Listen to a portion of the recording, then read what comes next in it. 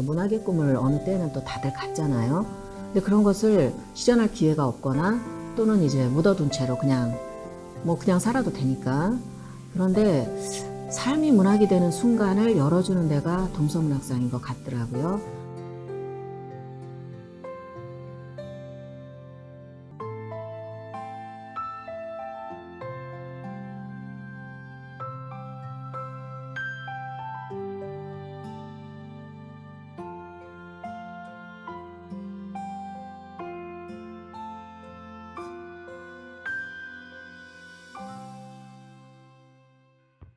짠! 안녕하세요. 반갑습니다.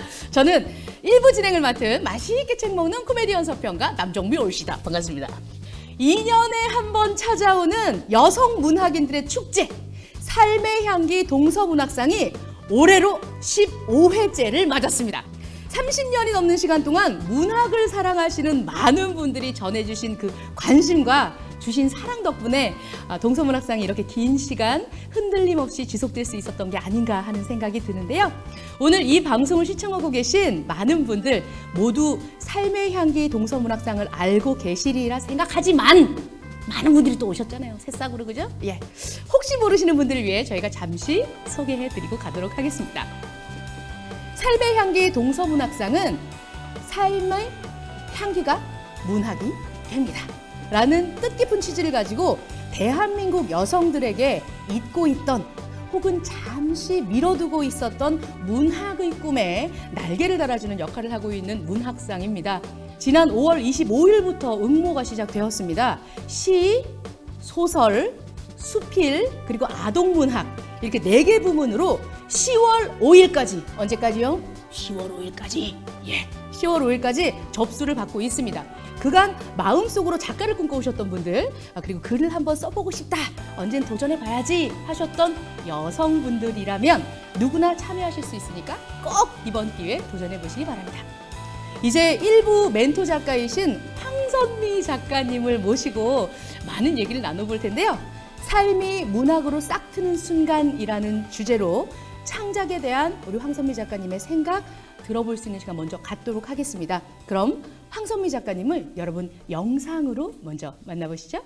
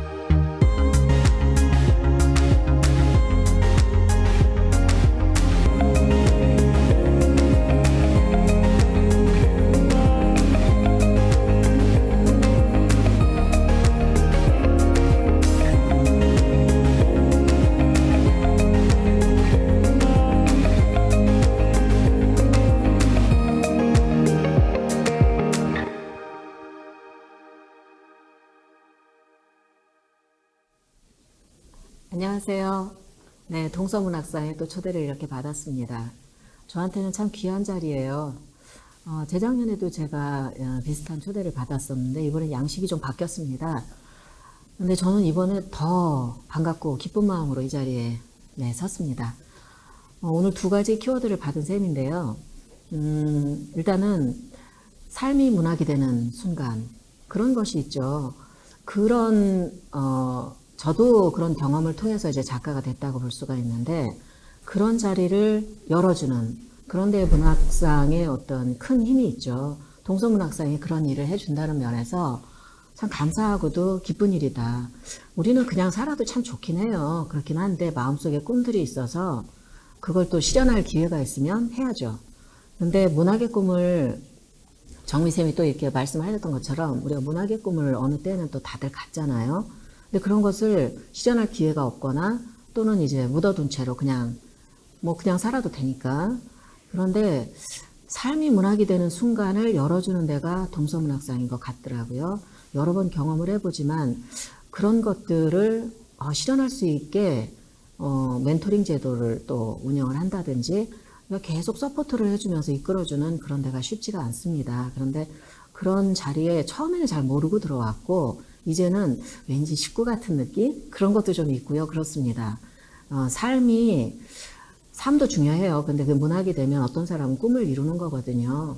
그래서 그런 기회를 어떤 사람은 꼭 좀 이번에도 잡으셨으면 좋겠다. 사실 제가 많이 퍼뜨렸습니다. 좀 해봐. 그러면서 어쩌면 저는 심사에 참여를 안 하지만 그런 사람이 또 본선 막 이런 데까지 오르고 이러면 얼마나 좋을까요? 그런 기대를 하면서 제가 또 하나 받은 거는 요즘 참 어렵습니다. 우리 모두가 다. 저는 인터넷 강의를 지금 이제 한 2주만 있으면 종강을 해요. 사실은 비슷한 시기에 시작을 해서 종강도 거의 다 비슷한데 이번에는 이제 개강을 미루고 하면서 이제 학교마다 종강하는 시기가 이렇게 다릅니다. 저희는 아직 좀 남았는데 인터넷 강의를 하다 보니 사실 한 번도 안 해본 걸 하느라고 제가 학생처럼 공부를 하면서 어려운 과정을 이렇게 지나왔습니다. 그래서 오늘 제가 좀 강조할 것까지는 아닌데 이런 바이러스 창궐 시대에 우리가 견디는 법, 어떻게 견딜 것인가. 사실은 누구한테 말하기보다 제가 견디는 법을 이제 좀 얘기를 좀 해야 되겠다는 생각이 들었습니다. 집에서 모든 거를 해요, 작가들은. 그게 생산의 장이자 먹고 자는 곳이면서 또 뭐 식구들하고 함께 있으면서 이 모든 것을 다 해야 되는 데가 집이기 때문에 굉장히 중요한 공간이거든요. 어떤 사람은 저한테 그러더라고요. 아유, 뭐 이렇게 넓게 살아 이렇게 얘기를 하는데 사실 작가는 그 안에가 생산의 장이기도 하기 때문에 그냥 잠만 자갖고는 안 되거든요. 그런데 그게 얼마나 그 전에 이 집이라는 게 중요했는지를 깨닫지 못하고 살았더라고요. 밖에 나가는 게 한계가 있다 보니까 집 안에서 숨 쉴 수 있는 게 필요하더라고요. 그래서 안 하던 짓을 제가 좀 했습니다. 그 안에서 글도 썼고요. 학생들 위한 자료도 만들었고요. 그렇지만 그게 이 TV 그러니까 컴퓨터 모니터를 보면서 혼자 떠드는 게 저는 벽에 대고 얘기를 하는 것처럼 너무 숨이 막혔습니다. 이게 일상이 아닌 사람이다 보니까 모니터에 대고 얘기를 하고는 있지만 자주 까먹어요. 내가 지금 누구랑 무슨 얘기를 하는 거야? 왜 이렇게 해야 되지? 어떤 사람이 그랬습니다. 우리는 코로나 이전으로 돌아갈 수 없다. 그런 얘기를 할 때 무슨 얘기를 하는 거야? 이건 감기 같은 거야. 처음에 이렇게 생각을 했어요. 시간이 지나면 괜찮아질 거야. 끝나겠지. 근데 어쩐지 시간이 지날수록 이대로 끝날 것 같지가 않다는 생각이 들고 이대로 이게 예전처럼 정말 돌아갈 수가 없으면 우리 어떻게 살아가지? 지금은 확실히 코로나19 이게 벌어진 시점 그 중간에 경계가 확실히 나누어지고 있구나라는 거를 알 수가 있습니다. 우리의 삶의 패러다임이 바뀔 수밖에 없다. 그 생각을 할 수밖에 없고요. 저는 물론 이제 나가면 공원도 있고 산책할 수 있어요. 그런데 정말 열심히 뭐를 했느냐면 식물을 그렇게 끌어들이더라고요. 제가 집안에다가. 이게 사실 공간이 그렇게 많지가 않습니다. 이렇게 물을 이렇게 분무기 같은 거로 실컷 줄 수 있는 공간이 얼마 없더라고요. 근데 거기에 온갖 것을 다 심었습니다. 상추부터 시작해서 깻잎도 심고요. 쑥갓도 심고요. 물론 이제 다른 꽃들도 있어요. 그런데 이 꽃들보다 그런 뜯어먹을 수 있는 텃밭 같은 느낌의 이런 게 있다는 게 너무나 그 기쁨을 주더라고요. 그래서 지금도 깻잎은 잘 자라고 있고 생각보다 상추는 잘 안 자라더라고요. 네, 쑥갓도 잘 자랍니다. 그런데 거기에 요즘 참 놀라워하면서 지켜보는 게 봉숭아예요. 서랍에 봉숭아 씨앗이 있더라고요. 언제 그거를 갖다 놨는지 모르겠는데 그 봉숭아 씨앗이 무슨 씨앗인지도 모르고 심었습니다. 그런데 잡초인가? 뭔가 나는데 잡초인 줄 알았어요. 그 중에 좀 건실해 보여가지고 좀 어떻게 자라나 보자라고 봤는데 나중에 보니까 그게 봉숭아더라고요. 이 봉숭아가 지금 거의 나무만큼 자랐습니다. 그걸 바라보면서 마음의 위안을 굉장히 많이 느꼈어요. 그래서 우리가 이 식물에게 굉장히 많은 것을 얻어오고 있었구나. 이 심신의 안정뿐만 아니라 우리가 이 조그만 식물에게서 기대고 있는 그 마음의 위안이라는 것이 굉장히 컸구나. 그런 거에 고마움을 이렇게 모르고 살았구나. 그게 제가 반성했던 지점입니다. 그래서 사실 제 영상 만들어진 걸 보면서 씨앗 하나를 땅에다 묻는 장면을 제가 보고 너무나 이렇게 가슴이 울컥하는 생각이 들더라고요. 그동안은 그 씨앗 하나를 땅에다 뭘 묻는다는 거, 싹이 트는 거 이런 거를 너무 아무렇지도 않게 당연한 것으로 지나갔더라고요. 그거를 보면서 내 글이라는 것도 저렇게 심어서 싹 트고 자라고 꽃이든 열매든 얻을 수 있는 거면 얼마나 좋을까. 그래서 이렇게 만들어준 어떤 사람에게 너무 감사한 그런 마음도 좀 있었고, 그리고 제가 썼던 모든 글들 이런 것들이 어떤 건 좀 쉽게 얘기해서 잘 팔리고 어떤 경우는 뭐 책은 냈는데 너무 조용한 이런 것도 좀 있습니다. 그런데 그냥 그런 하나하나가 너무나 감사해요. 여러분들도 동서문학상에서 어떤 과정을 마련해 줬을 때 그걸 통과하게 되면 제가 했던 그 과정을 똑같이 거치게 되지 않을까 그런 생각이 드는데 응원하고 싶어요. 그건 정말 귀한 일이고 본인을 위해서 꼭 필요한 일이기도 했고요. 아무것도 포기하지 마라 라는 어떤 응원의 메시지, 그게 단 한 번의 어떤 칭찬 이거일 수도 있습니다. 그래서 제가 돌아보니까 혼자 있는 시간이 많다 보니까 저의 처음을 많이 돌아보게 됐습니다. 그리고 벽을 쳐다보면서 강의를 하다 보니까 학생들이 얼마나 소중한 존재였는지도 깨달을 수가 있었습니다. 우리가 이렇게 오늘도 만나고 내일도 만날 거지만 늘 만나는 이런 어떤 대상과의 관계라는 것이 이렇게 중요한 거였구나.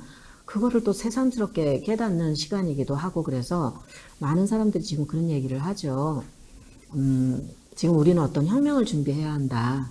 그런 얘기를 하는데 거창하게 어떤 사회혁명 뭐 이런 것까지는 나아가지 못하더라도 우리 삶의 작은 혁명이라도 자기 스스로 해야 되지 않을까. 이제는 그게 어떤 사람은 글 쓰는 것이 될 수도 있고 어떤 사람은 또 다른 것이 될 수가 있는데 혼자 있든 여럿이 하든 그런 것들이 만족감을 줄 수가 있어야 이 힘든 시간을 버텨나갈 수가 있을 것 같습니다. 제가 얻은 해답은 딱 그것뿐이었어요. 내가 할 수 있는 일을 조금 더 잘하자. 오늘 내가 할 수 있는 일을 최선을 다해서 해두자. 내일 어떻게 될지 모르지만 오늘은 이거면 돼. 그런 생각.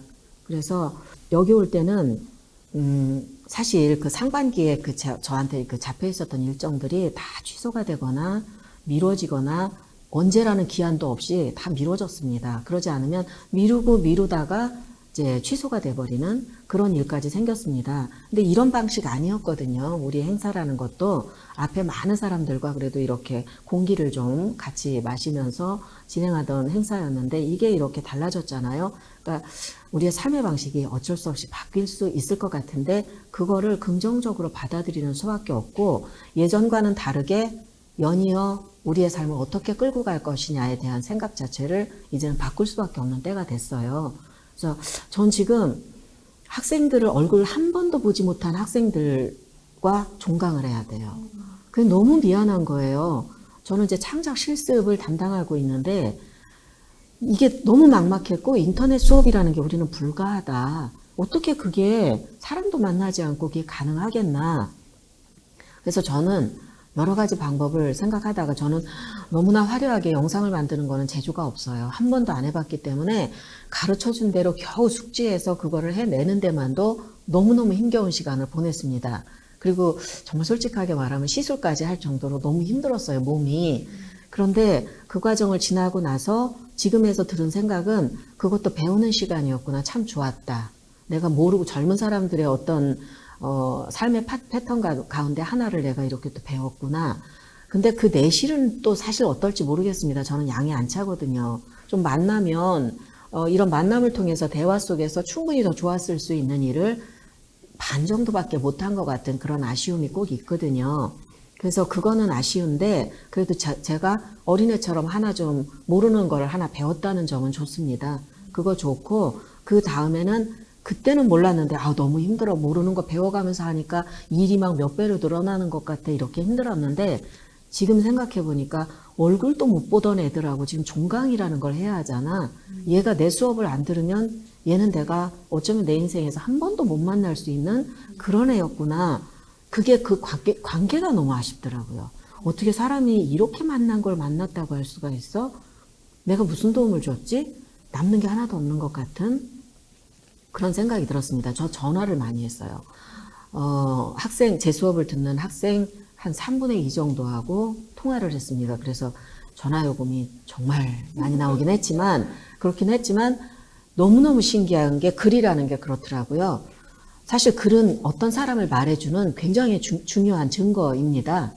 그래서 얼굴 한 번도 안 봤어도 그 사람이 쓴 어떤 글을 조금 읽어보면 이런 사람이구나를 짐작해 볼 수가 있습니다. 사실은 그런 거가 드러나는 글을 써야 되는 거죠. 근데 그 사람하고 이 글을 읽고 나면요 통화가 하고 싶어져요. 이 글 읽고 나서 통화를 하면 딱 그 사람하고 대화가 되는 게 제가 어느 정도 짐작한 게 틀리지 않았더라고요. 그래서 이런 사람을 겨우 이렇게 만나고 끝난다는 게 너무 아쉽다. 그런 생각이 들어서 글 쓰는 사람들 작업 어차피 혼자 합니다. 네. 폐쇄적인 어떤 공간 안에서 혼자 해야 되는 일이에요. 그런데 그럼에도 불구하고 관계는 계속 이어가는 게 좋습니다. 왜 삶 속에서 글이 나오거든요. 그래서 그런 것들을 내 머릿속에서 나오는 거야 이렇게 생각하면 오산이에요. 삶의 관계 속에서 어떤 사연이라는 게 생기죠. 판단이라는 것도 그렇게 해서 생기는 거예요. 그리고 뭘 배우고 깨닫고 하는 것도 그 관계가 없으면 안 생깁니다. 그래서 내 머릿속에 있는 것만 글이 되는 거야 이렇게 생각하지 마세요. 누군가를 자꾸 만나려고 노력을 하시고 좀 자극도 받고 질투도 좀 하고 이러는 과정 속에서 다 하고 싶은 욕구를 좀 느끼고, 근데 우리 학생들하고는 그거를 못했고 그게 미안하다는 생각을 이제서 들어서 인터넷 수업하는 사람들 선생님도 힘들고 학생도 힘들고 다 힘들어요. 누구만 한 사람만 손해보는 거 아닙니다. 다 지금 어려운 시대를 겪어내고 있는데 해보니 답이라고 할 수 있는 건 하나밖에 없더라고요. 내가 지금 하고 있는 것을 최선을 다해서 잘해보자. 그리고 내가 할 수 있는 일을 더 잘하는 게 내가 살아남는 길이다.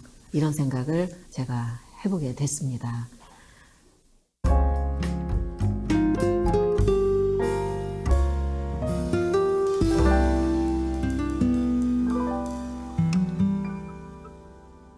네, 황선미 작가님을 모셨습니다. 안녕하세요. 네, 안녕하세요. 안녕하세요. 반갑습니다.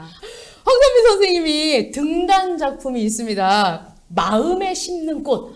아까 우리 처음에 이제 강연해 주실 때도 꽃 하나 심어서 이렇게 지금 봉숭아가 이렇게 커서 나무까지 됐다고 얘기를 하셨는데, 마음에 심는 꽃이라는, 출간이 되었습니다. 우리 작품이 어디에 있죠? 여기 있죠? 마음에, 여기 보입니다. 여기 마음에 심는 꽃.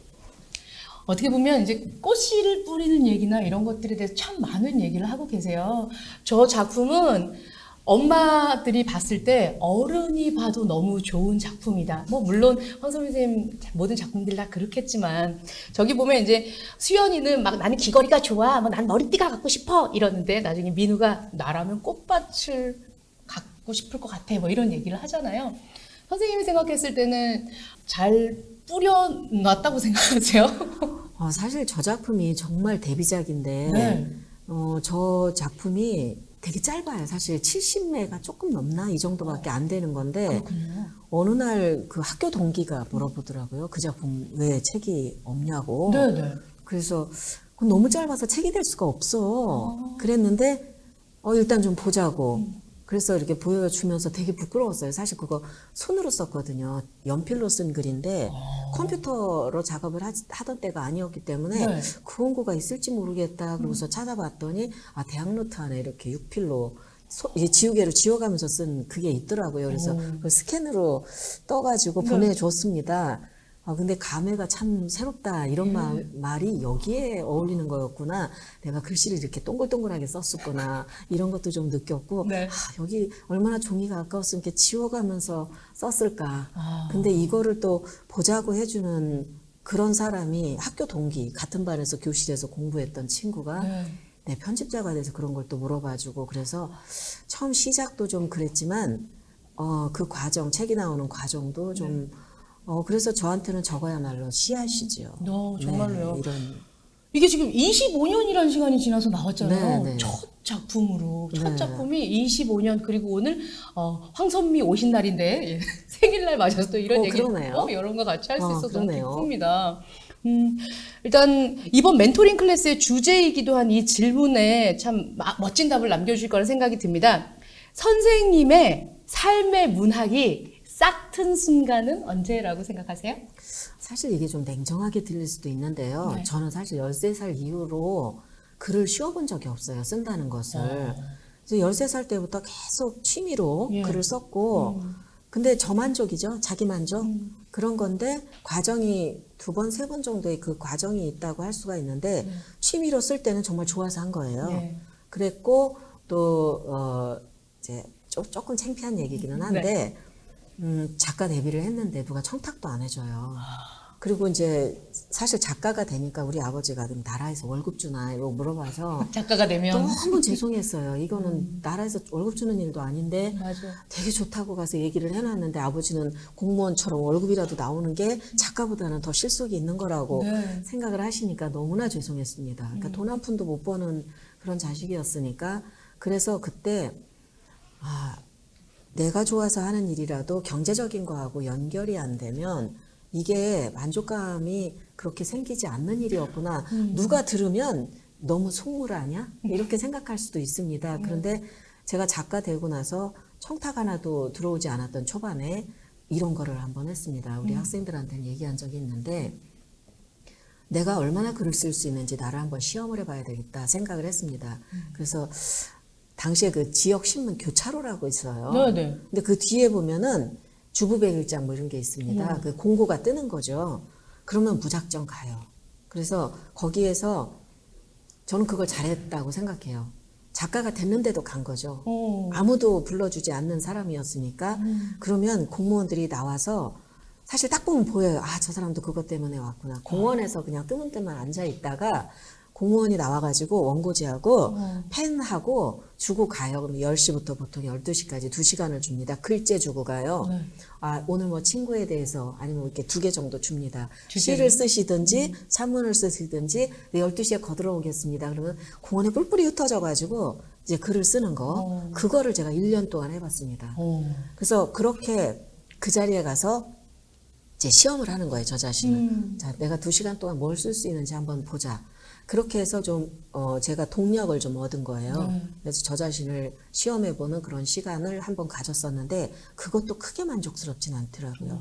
상을 안 받아본 적은 없어요. 입선부터 시작해서 네, 최고상까지는 다 받아봤습니다. 엄청 잘난 척하시네. 네. 근데 쟁반 2개 받고 이런 적도 있어요.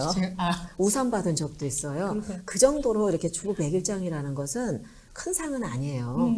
그냥 조그만 그 경쟁이고 사실 저는 근데 그 시간이 너무너무 값졌다고 생각해요. 어떻게 보면 이제 동서문학상이라는 거는 네. 그것과 비슷하면서 사실은 더 큰 거예요. 맞아요. 이건 타이틀을 크게 주니까. 맞아요. 근데 그 후에 작가가 되고 책이 나왔으나 하나도 팔리지 않는 이런 시간도 저한테는 있었거든요. 네.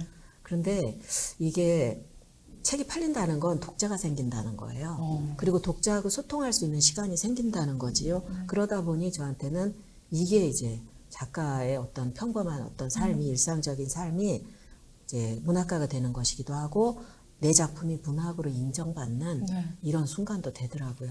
아니 그런데 그 만약에 일단 이렇게 이제 상을 받거나 아니면 누군가가 나의 작품을 인정을 해주고 나면 사실은 가장 박수 칠 때 아 그래 이 정도면 됐어 이러면서 이제 아니면 또 내가 이걸 나는 되게 잘 쓴다고 생각하고 도전을 했는데 낙방하거나 그러면 다시 뭐 부활하거나 다시 글 쓰고 싶거나 이런 용기가 안 생길 것 같아요.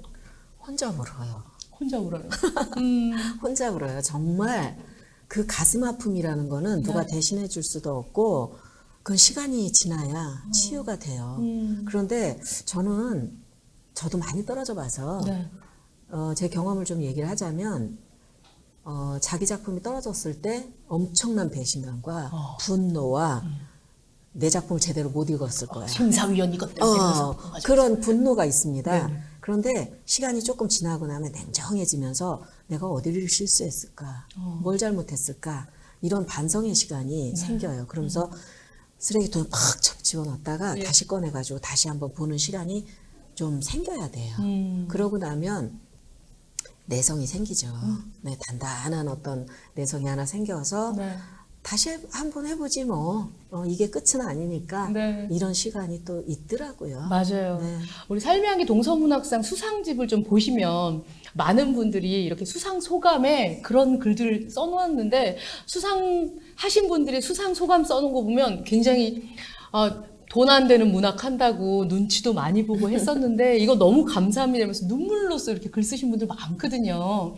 저희 10월 5일까지 지금 모으고 있습니다. 여러분 많은 분들이 자신의 문학을 좀 배우고 싶다. 그리고 황선미 선생님의 어떤 황금손의 어떤 걸 좀 느끼고 싶다 하시는 것 같아요. 이제까지 쓰신 작품들이 굉장히 많습니다.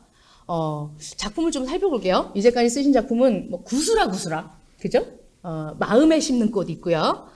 나쁜 어린이표, 마당을 나온 암탉, 그리고 까치 우는 아침, 내 푸른 자전거, 여름나무, 앵초의 노란집, 새마을 몽땅개비, 목걸이 열쇠, 뒤뜰에 골칫거리가 산다 등등 엄청 많은 작품들이 있는데 여기서 사실 이게 정말 내가 잘 썼다. 나 엄청난 황선미야 하는 그런 다 좋은 작품이겠지만 어떤 작품 가장 애착하세요? 애착이 다 가죠.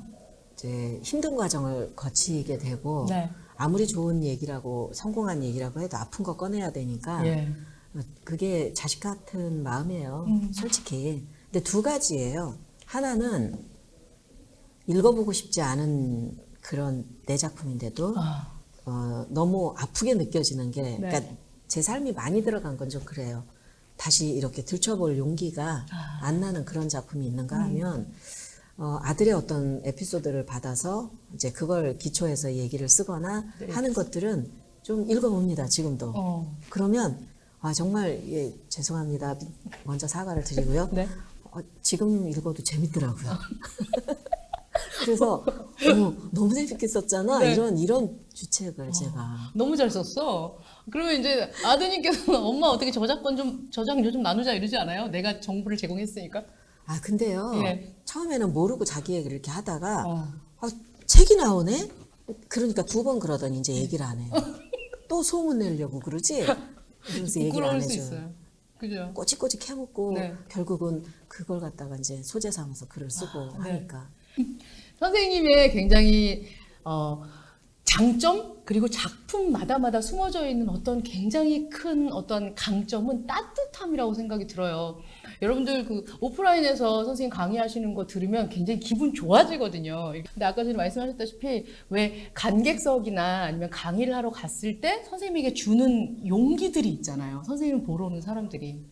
근데 지금 정말 우리가 방송으로 이렇게 카메라 벽에 대고 얘기하는 것처럼 말을 하는데 좀 이럴 때 엄마들이 집에서 아이들에게 책 읽어주는 것도 너무 힘들다 하시는 분들 계시잖아요.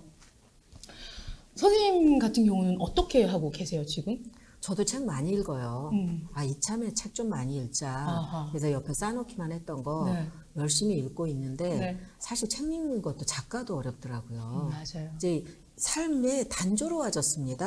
아침에 일어나서 해야 되는 일들이 정해져 있고 네. 꼭 해야 되는 일이 있고 그냥 저 자신을 지키기 위해서 또 저하고 했던 약속 때문에 하는 일이 있고 네. 근데 그거 자체가 하루에 하는 일이 많지가 않아요. 단조롭습니다. 근데 책을 읽는다는 것은 이제 주로 좀 자는 시간에 네. 이제 일상을 좀 정리하는 그 시간에 제가 이렇게 하는데 예. 어떤 거는 참을성을 갖고 읽어야 되고 네. 읽어도 재미없는 것도 있고요. 맞아요. 그런데 그래 끝까지 가본 뭐가 있을 거야 이렇게 생각하다가 안 돼 그러면서 덮은 것도 좀 있습니다. 아니야, 이게 아니야. 네. 그래서 책을 사실 이게 맞아야 읽거든요. 취향에. 자기하고 맞는 책들이 있죠. 네. 취향대로 선택을 하게 되는데 그 취향대로 선택했음에도 끝까지 기대와 달라서 못 읽는 것들이 있죠.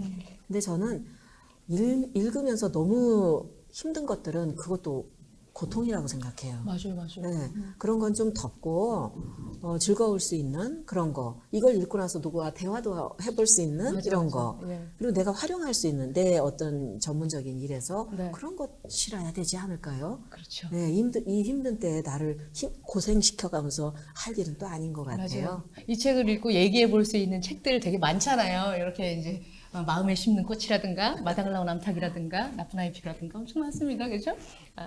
글을 쓰는 것은 결국 혼자만의 몫이고 또 혼자만의 시간이 필요하다라고 말씀을 하셨습니다. 작가님이 글을 쓰시면서 겪었었던 이 혼자만의 시간 어떻게 보면 좀 부끄럽기도 하고 보고 싶지 않은 부분일 수도 있겠는데 이런 얘기 좀 해주실 수 있나요?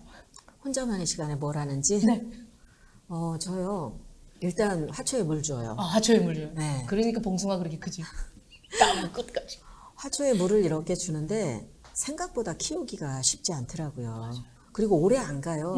처음처럼 예쁜 게 오래 가면 좋은데 얘도 한창 때 청년기가 있고 또 늙어가고 그러더라고요. 그래서 그걸 못 키우면 네. 그야말로 곰손 뭐 이런 얘기 하잖아요. 맞아요. 근데 그런 것도 너무 그렇게 막 미안해할 필요는 없더라고요. 다 지는 때가 있고 그러면 또 이렇게 교체해주고 이럴 수 있는 거지. 예. 그래서 그런 거 하고요. 전 주로 많이 걷습니다. 그러세요? 네, 제가 이렇게 앉아 있는 거에 힘들어서 이제 그 병원까지 갔었기 때문에 네. 일부러 나가서 나 오늘 너무 이렇게 하는 게 힘들었어요. 그러면 가장 더울 때 나가요. 더울 때요? 네, 가장 더울 때 나가서 아예 그냥 힘을 이렇게 땀을 좀 쫙 빼면서 이제 시원한 느낌 좀 차라리 좀 받을 때가 있고 네. 어느 날은 비가 올 때 나갑니다. 그래서 좀 빗소리 같은 것도 좀 들어보려고 네. 그렇게도 좀 하고 이제 작품 쓰기를 시작을 해서 네. 그 생각을 했어요. 내가 수업 준비를 하는데 모든 시간이 다 들어가지만 내 본래 일이라는 건 이게 아니고 작품을 쓰는 거였기 때문에 한쪽에다가 정말 더디게 진행하고 있는 이 진행 중인 작품 하나를 띄워놔요. 간혹 확인을 해봅니다. 문장도 하나 또 읽어보고 한 문장 또 쓰기도 하고 이러면서 그냥 언제까지 끝내야지 이런 거보다는 그냥 옆에 내가 뭐 하는 사람인지 안 잊어먹으려고 옆에 이거 좀 띄워놓고 수업 자료 열심히 만들고 사전에요, 저희가 동서문학상 페이스북을 통해서 많은 분들이 작가님께 여쭤보고 싶었던 점을 질문을 주셨는데요. 저희가 실시간으로 올라오는 글들도 여러분과 같이 얘기를 나누고 있습니다. 보면 우리 재우정님께서 들어오셨어요. 재우정님 안녕하세요. 동화 작가님은 다 정말 순수하시고 부드러운 것 같으시대요. 아니요, 그것도 편견입니다. 사실은 동화 작가들은 순수할 거야라고 네네, 생각하는 맞아요. 것도 맞아요. 사실 모든 사람이 다 순수해야 하죠. 동화 작가는 특별히 그럴 것이라고 생각하는 면에서는 네. 우리가 뭐 그렇지 않고 나빠 이런 얘기가 아니라 그냥 생활인이고 우리는 문학을 하고 있다는 거. 문학을 하고 있다는 네. 거. 예. 삶이랑 문학이랑 조금 다를 수 있다는 거. 예. 작가님의 상상력이나 문장력은 어떻게 만들어지는지 궁금합니다라고 하셨습니다. 혼자 있는 시간도 많으시고 뭐 많이 걸으시고 하시면서 어떤 그 창작 의욕 혹은 뭐 이런 것들 생각나실 텐데 상상력 어떤 식으로 공부하세요? 아니요. 저는 그 걷는 거를 좀 추천을 좀 드리고 싶은데 건강 때문이기도 하지만 걷다 보면 글감이 많이 보입니다, 사실. 그렇군요. 네. 그리고 저는 이 카메라 사진을 많이 찍어요. 네. 보고 나서 나중에 이제 지우기도 하고 그러는데 특별히 눈에 띄는 것들이 있으면 그냥 사진을 찍어서 남겨두거든요. 그러고 나면 나중에 그게 어떤 글을 쓸 때 도움이 될 때도 있습니다. 그래서 길을 걷다 보면 누군가의 어떤 대화하는 소리, 네. 그리고 어떤 모션, 또 누군가와 이렇게 표정 마주칠 때 있잖아요. 맞아요. 네, 그런 것도 글이 될 때가 있거든요. 제가 최근에 썼던 칼럼 하나는 프리지아 국군에 대한 얘기를 썼는데 네. 마트에 갔다 오다가 이렇게 버려진 말라서 안 팔리고 말라서 네. 옆에 치워진 그 프리지아 구근을 보면서 아깝다 생각을 했습니다. 그런데 이 마감이 돼 오는데 글감이 생각이 안 나는 거예요. 그래서 나가보자 일단. 나가면 뭐든지 본다. 보면 내가 구할 수 있을 거야. 근데 그 프리지아 구근 있는 데가 가고 싶더라고요. 네네. 가서 이렇게 보고 있으니까 글감이 떠오르더라고요. 그렇구나. 그래서 안 되면 나가야 돼. 아, 집 안에선 하지 말고 나가면 뭐든지 보니까 네. 그래서 걷는 거 많이 추천드리고 싶고요. 네. 상상력이라는 것은 특별히 그 사람의 어떤 취향도 있어요. 정서도 좀 있습니다. 특별히 그런 거에 매력을 좀 느껴서 네. 이렇게 몰입하는 분도 있고요. 근데 제 경우는 조금 삭막한 것 같아요. 삭막해요? 네, 선생님이요? 그런 면에서 굉장히 견고하고요. 좀 모범적인 거가 저한테 좀 있는 것 같아요. 그래서 어디 처음 보는 사람도 혹시 선생님이냐고 이렇게 물어볼 정도로 좀 견고한 뭐가 있나 봐요. 근데 뭐 그거 뭐 보이는 대로 보면 뭐 어쩔 수 없는 거죠.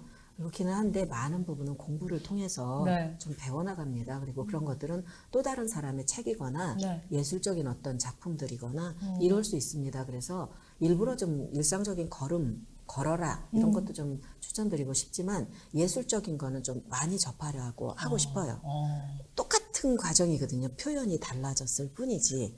그렇기 때문에 그런 것들을 많이 좀 접하라고 말씀드리고 싶어요. 혹시나 지금 나의 상상력에 뭔가 좀 이거 좀 환기가 되고 싶어 하시는 분들은 걸어보세요라고 말씀하셨고요. 그리고 예술적인 함량을 좀 하고 싶으신 분들은 다른 작품들, 다른 예술 작품들, 그리고 그런 것들을 접해보세요라는 팁을 주셨습니다. 저희가 그러면 페이스북을 통해서 많은 분들이 이제는 유튜브에서 페이스북을 넘어가도록 하겠습니다. 황선미 선생님, 왜 동화라는 장르를 선택하게 되셨나요? 저 이 질문 많이 받았습니다. 예. 저 대학 다닐 때는요. 시, 소설, 희곡이 제일 중요했어요. 그리고 제가 이제 서울예술대학교 졸업하고 10년 정도는 어떤 대학에서도 아동문학 수업은 없었어요. 근데 저는 이제 전혀 엉뚱한 데서 이제 귀동냥을 조금 6개월 정도 하고 나서 동화라는 걸 시작을 했는데 네. 그때 이제 제가 이제 운무는 자신이 없어요. 전 세상에서 제일 어려운 게 시 같아요. 이제 그래도 학교 다닐 때 그래도 좀 칭찬받았던 건 이제 소설이었는데 그래도 소설을 제가 뭐 이거로 다 뭘 해보겠다 이런 생각은 전혀 없었습니다. 그냥 저는 사실 작가는 엉뚱한 딴 데 있는 사람들이 되는 건 줄 알아서 우리는 취미가 같으니까 이런 학교에 와서 이렇게 공유하는 거지 이렇게 생각을 했지 이걸로 작가가 될 수 있을 거라고는 내가 아는 누군가가 뭐 작가가 돼 이런 건 상상도 못 해봤어요. 근데 그 중에서 가장 유명한 사람이 됐어요? 아니요, 저보다 더 유명한 사람이 있습니다. 저 그 친구 우러러 봤잖아요. 네, 장성남이라는 시인이 이제 저 같은 동기인데 네. 제가 얼마나 존경했는지 몰라요. 너무나 어린 나이에 이렇게 유명해지길래 무지개 넘어 사람이 작가가 되는 게 아니었어. 그걸 처음으로 깨달았던 순간이었습니다. 성남이를 꿈꾸며 나도 걸어야겠다 이렇게 나가서 이렇게 대단한 분이에요. 이름 막 불러도 되는지 모르겠습니다. 네, 그래서 저는 학교에서도 전혀 배우지 않았는데 동화 작가에 입문을 하게 됐던 데는 딴 거 없어요. 제가 어렸을 때 뭔지도 모르면서 읽었던 가장 즐거운 독서의 시간이 결국은 이 컨텐츠를 선택하게 만들었더라고요. 저 6학년 때는요. 학교에 도서관 시설이라는 게 거의 없었어요. 그리고 집집마다 책이 있는 그런 때가 아니었거든요. 그런데 어떻게 우연한 계기 어떻게 보면 운명이라고도 할 수가 있는데 6학년 때 처음 동화책 만났거든요. 근데 지금 아이들은 그 이해 못해요. 어떻게 책을 6학년 때 처음 볼 수가 있어? 이러는데 우리 땐 다 그랬어요. 70년대 초반이니까. 그때 동화책을 읽으면서 너무너무 재밌는 거예요. 첫 번째는 교과서 왜 이렇게 재밌는 책이 있을 수 있다니.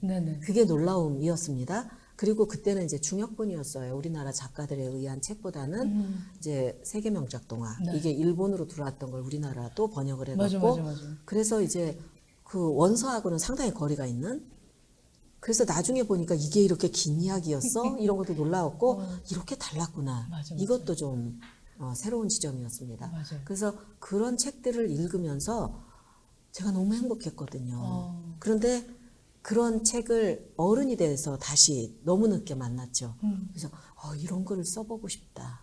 이런 강력한 어떤 에너지가 마음속에서 네. 네, 그래서 그걸 흉내내기부터 시작을 해서 네, 마음 먹고 비교적 짧은 시간 안에 그래도 네, 차상이라도 받아서 자상이라 받아서 그리고 끊임없이 또 가서 많은 영감을 얻기 위해서 노력도 하셨고 그리고 보면 그럼 이런 말씀도 드려도 될까요? 난 왜 동화 읽어주고 나한테 너무 힐링이 돼 나도 동화 작가가 되고 싶어 하시는 분들은 지금 좀 준비를 하셔도 될 수 있겠다는 용기가 될까요?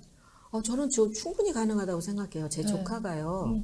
아이가 셋인데 학교 다닐 때 문학 전혀 전공하지 않았었고 네. 근데 아이를 키우면서 그 감수성이 뭔지를 알았던 거죠. 그리고 아이한테 책도 읽어줘야 되잖아요. 네. 그러다 보니까 이게 너무 좋은 거예요. 저처럼 즐겁게 책 읽었던 그런 동력이 있었던 것도 아닌데 네. 이게 너무 좋다 보니까 따로 문화센터 아마 도서관 이런 데서 배웠던 것 같아요. 네. 그래서 지금 책 읽어주는 사람이에요. 그렇구나. 네, 동화책 읽어주는 사람입니다. 오. 그리고 자기의 길도 찾은 것 같아요. 네. 이제는 사회가 다양해졌잖아요. 맞아요. 할 수 있는 일들이 아주 많아졌습니다. 그렇기 때문에 끝만 놓치지 않으면 그리고 네. 자기가 뭘 좋아하는지만 캐치가 되면 저는 나이도 상관없고 자기가 배운 것도 상관없고 맞아. 늦게 찾았다고 뭐라고 할 일도 아니에요. 네. 그래서 저는 충분히 가능하다고 생각해요. 맞습니다. 충분히 가능합니다. 예, 아동문학 저희 열려 있습니다. 10월 5일까지 예, 꼭 저희 응모해 주세요. 원고를 퇴고하는데 어려움이 있습니다. 글을 쓰시는 분이신가 봐요. 중간에서 중단하기도 해요. 퇴고는 어느 정도 해야 할까요? 길을 잃었을 때 포기하고 새 작품 구상으로 넘어가는 게 좋을까요? 라고 질문을 주셨네요. 그러니까 이것에 대한 질문을 하신 분은 이제 쓰는 사람이죠. 네네. 학생이거나 문예창 작가 학생이거나 아니면 이걸 구체적으로 실현해보는 사람이라서 겪어보니 이렇더라 이거잖아요. 그래서 경험담을 이제 고백을 하신 것 같은데 저는 이걸 두 가지로 생각을 했습니다. 하나는 구조를 정확하게 짜지 않았구나. 그러니까 구성 문제입니다. 그래서 이 이야기를 어떤 과정을 통해서 어디로 갈 거야라는 설계도를 네. 아주 잘 짜야 되는 게 있는데 이것도 강요를 할 수 없는 건 쓰는 스타일이 다 달라요. 그렇죠. 그래서 이렇게 해야 됩니다라고 말할 거는 아닌데 이런 과정을 겪었다고 하잖아요. 그렇기 때문에 혹시 본인의 시놉시스가 정확했는지 그걸 한번 좀 살펴보시라고 얘기를 하고 싶고 이 퇴고의 과정은요. 네. 사람마다 다 달라서 어떤 사람은 다 써놓고 고쳐요. 이제 좀 성긴 글이라고 할지라도 끝까지 써놓고 나서 처음부터 고치는 분이 있는가 하면 제 경우는 앞에서부터 정말 철저하게 고쳐가면서 끝으로 가거든요. 그래서 엔딩까지 갔을 때는 초고라고 할지라도 100번 정도는 고쳤다고 할 수가 100번 있습니다. 네, 그거가 제 스타일인 거예요, 그냥. 그러니까 앞은요 너무 많이 고쳐서 그러니까 장편이라고 해도 앞에서부터 읽어 들어가니까 어제 쓴 데서 쓰다가 멈춘 데서부터 시작하지 않고 앞에서부터 쭉 이어가면서 읽어가면서 확인을 계속해요. 그래서 맞아 여기 내가 복선 이렇게 깔았었지 이거 이 시점에서 꺼내야 되는 거구나 이런 거 확인하고 그리고 그 뉘앙스를 안고 가야 돼요. 글의 어떤 맥락도 중요하지만 인물이 이런 심리로 이렇게 오고 있었어 그러면 이걸 놓치지 않으려면 앞에 거하고 연결이 돼야 되잖아요. 그러니까 앞에서부터 살펴볼 수밖에 없죠. 그러니까 앞은 거의 안 고쳐도 될 정도로 근데 객관적으로 편집자가 보면 또 요거 왜 이럽니까? 이러고 또 물어봐요. 그래서 이건 스타일이에요. 어떻게 해야 된다라고 없습니다. 네. 그런데 초보자들의 경우는 시놉시스를 좀 정확하게 짜고 쓰라고 하고 싶고요. 네. 또 한 가지는 이게 잘 내가 원하던 대로 안 가고 있어를 정확하게 알 수 있는 지점이 어디냐면 딴 거 쓰고 싶어. 네. 그리고 여기 아까 보셨죠? 새 작품 구상으로 네. 이게 아니야 하고 넘어가야 될까요? 했는데 그거 버릇들이면 큰일 나요. 그렇군요. 쓰다 보면요 유혹이 생겨요. 그래서 곁가지가 더 재밌을 것 같아가지고 네. 지금 이거 잠깐 쉬고 나 이거 쓸래 이러면 그런 것만 계속 반복할 수도 있습니다. 그렇군요. 그러니까 구조를 정확하게 짜고 나 여기로 가기로 했지. 네. 그러면 힘들어도 그거 가고요. 요거 동력이 될 것만 같은 또 다른 소재 하나 발견은 딴 데다 메모해 두세요. 그렇구나. 그래서 이거 하나 끝내야 돼요. 그래서 일을 시작했으면 끝내는 연습을 그 버릇을 들이라고 권하고 싶습니다. 예. 퇴고는 사람마다 다르다라고 말씀하셨고요. 그리고 시놉시스를 좀 정확하게 시작을 하고 하셔라. 그리고 중간에 넘어가는 거는 안 돼. 하지 마세요. 끝까지 한 표를 써보세요라는 팁을 주셨습니다. 새벽, 밤, 낮 중에 오늘 황선미 선생님은 언제 주로 글을 쓰세요? 라고 질문이 와 있네요. 저는 필요하면 써요. 아, 필요하면 네. 자다가 벌떡 일어나고 이걸 써야지. 아니요. 저는 밤에는 절대 일 안 해요. 그래요.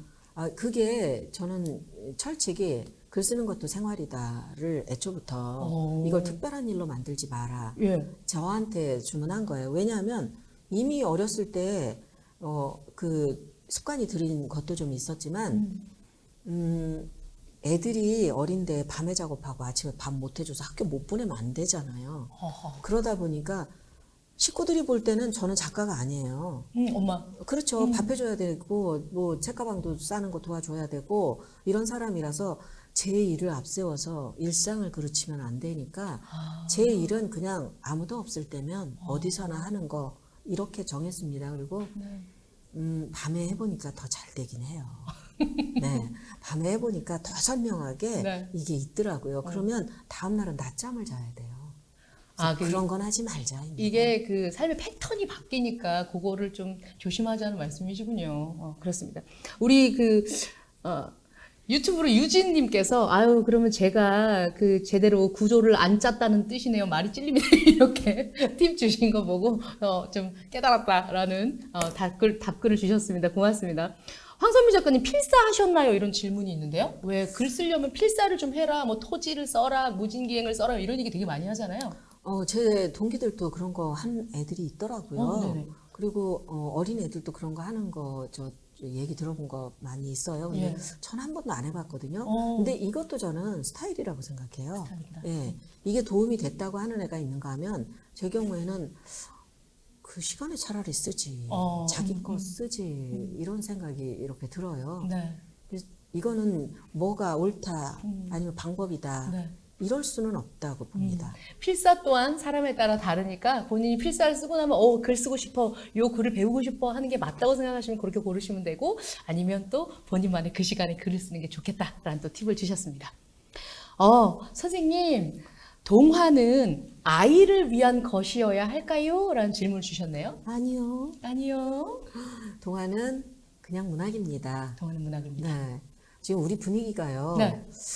교과서 연계 동화 맞아요. 이런 얘기 많이 하죠.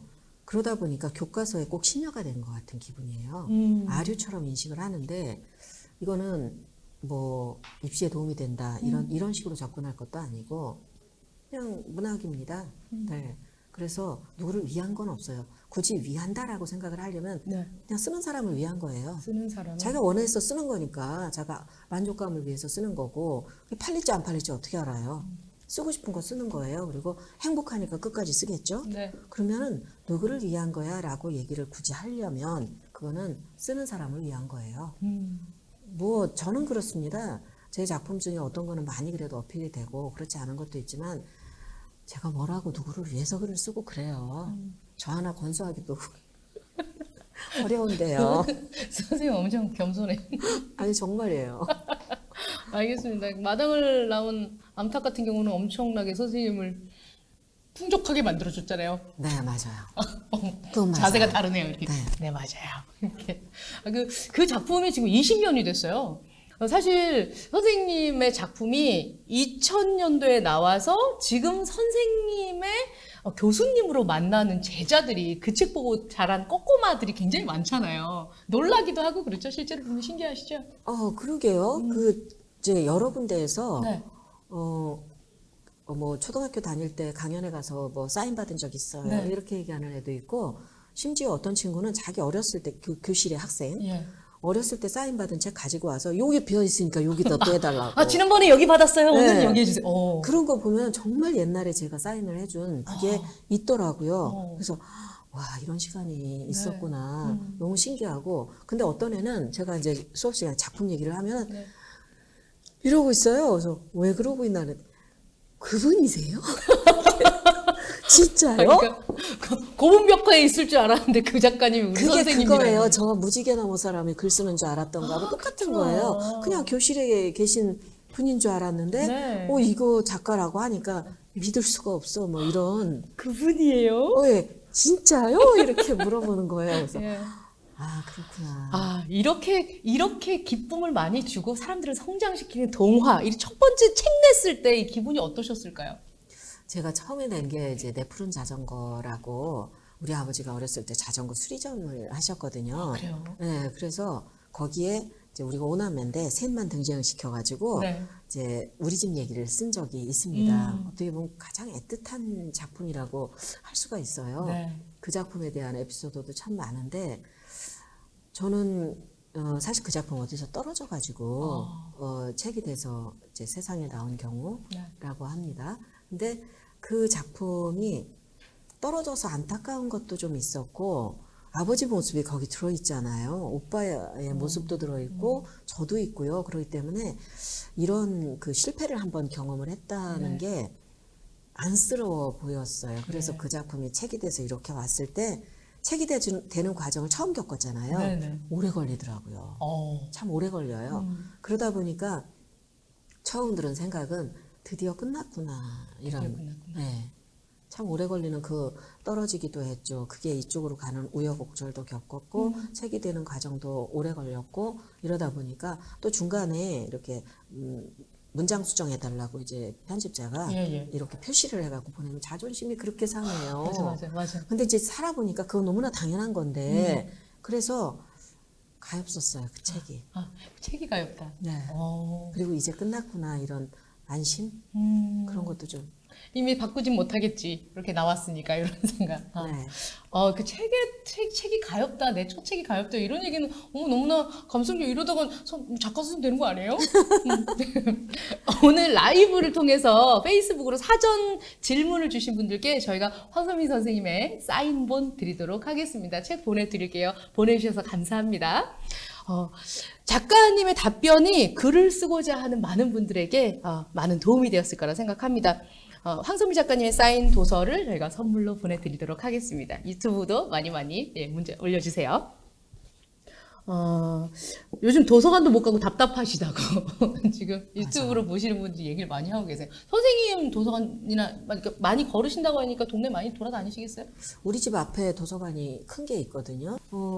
3월 정도에 완전히 닫혔어요. 맞아. 근데 저는 이제 수업 자료 때문에 책을 좀 이제 워낙 그 절판이 된 책도 있고 품절이 된 것도 있고 그래서 도서관에 보니까 있더라고요. 그거를 이제 문이 닫혀 있으니까 전화를 했어요. 그랬더니 빌려주는 것도 안 된다는 거예요. 그래요? 근데 그 후에는 이제 빌려주는 거 했거든요. 네. 근데 이제 사람 대면 안 하고 그렇지, 워킹스루로. 이제 주문한 책 이제 뽑아다 주시면 보고 나서 이렇게 갖다 주는 이런 방식으로. 근데 제가 있었을 때는 아예 그냥 딱 닫혀 있는 그런 때였어요. 그래서 세상이 정말 닫혀버린 기분. 맞아. 우리가 다 이렇게 고립이 돼 버렸구나. 그거를 절감했던 어떤 순간이 있었거든요. 힘들었는데 그나마 우리는 그래도 방법을 찾는 것 같아요. 네. 이런 상황에서도 우리가 이제 맥락이 끊어지지 않게 하는 방법들을 계속 찾아내고 있는 것 같아서 이런 우리가 가지고 있는 에너지가 얼마나 좋은지. 맞아요. 제가 2번 놀라는데 제가 촛불 시위에 나갔다가 그 엄청난 인파들 단 하나의 질서 흐트리지 않고 맞아요. 평화롭게. 정말 촛불이 너무 그리고 시간이 오래되니까는 촛농에 녹아가지고 앞사람 옷자락이 쭈르륵 떨어지면 그 사람은 그 옷이 난리가 나는 건데도 화내지 않고 물을 나눠 먹고 빵도 나눠 먹고 이러면서 질서를 유지하는 걸 보고 되게 가슴이 뜨거웠던 순간이 있는데 이번 경우에 공무원들이 참 노력한 공무원들 많았잖아요. 맞아요. 지금도 네. 뛰고 계신 또 의료 관계자 종사분들도 계시고요. 우리 아파트에도 아마 이렇게 좀 의심스러운 그게 이제 신고가 됐었나 봐요. 네네. 그런데 방송이 나오더라고요. 그날 저 외출해야 되는데 방송이 나오는데 몇 동에서 지금 확진자가 다녀갔던 데를 이 사람이 갔다 온 거예요. 우리 주민이. 네네. 그러니까 그랬어? 방송이 바로 나오더라고요. 근데 조금 있으니까 저 외출할 때가 됐는데 그 방호복을 입은 사람들이 그 통을 짊어지고 엘리베이터 다 다니면서 소독을 하고 그새 가는 거예요. 그래서 조용히 와, 그걸 보고 나서 이 시스템이 그래도 이 갑작스러운 상황 안에 네. 이 시스템이 돌아가는 거를 보고 되게 가슴이 뜨거워졌던 맞아. 순간이 있었습니다. 여러분들도 그런 경험 하셨을 거예요. 이거 보시면서 와, 우리가 생각하고 있었던 선진국이 아니구나. 아, 내 나라가 선진국이다. 이런 생각 많이 하실 텐데 네. 아, 그런 아이들의 정서 함량을 키우시는데도 우리 황선미 작가님 굉장히 큰 일 하셨어요. 감사합니다. 예. 아, 자, 그러면 저희가 문학 키워드 토크를 좀 해보도록 하겠습니다. 예전에 선생님께서요, 문학은 교육된 방법론이 아니라 대화와 만남을 통해 발현되는 것이다 라고 말씀하셨던 적이 있거든요.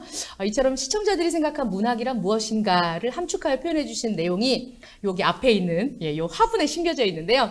이 중에 몇 개를 골라서 얘기를 좀 나눠보도록 하겠습니다. 어떤 문학 글귀, 생각하고 계셨던 글귀가 우리 황선미 작가님을 감동시킬지 한번 뽑아보도록 하겠습니다. 자, 선생님 과감하게.